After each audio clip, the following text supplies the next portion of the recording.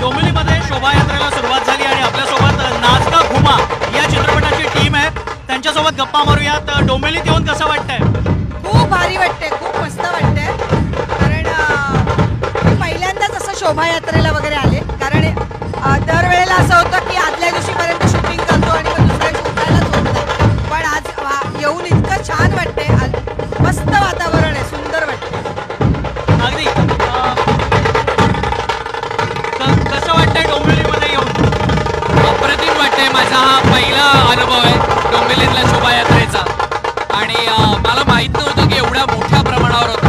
अख्खा डोंबिवली जिकडे जाऊ तिकडे हेच सुरू आहे. त्यामुळे खूपच मस्त. डोंबिवलीला प्रति पुढं म्हटलं जातं, तसाच फील येतोय. एक्झॅक्टली तसा फील येतो. आमच्या कसब्यातनं फिरताना जो अनुभव येतो त्याच प्रकारचा अनुभव आहे. म्हणजे कसबा पेठ ह्या सगळ्या भागामध्ये पेठेतल्या असतात. मी वाढलोय तिकडे सदाशिव पेठ. तिकडे याच प्रकारचा माहोल असतो जेव्हा गणपती येतात. त्यामुळे अगदी घरी आल्यासारखं वाटतं. आज तरी बाबूंनी आंघोळ केली आहे का? सकाळी उठून 5 वाजता सकाळी अभ्यंग स्नान. नववर्षाच्या हार्दिक शुभेच्छा. तुम्हालाही सर्वांना हार्दिक शुभेच्छा. तर नाच का घुमा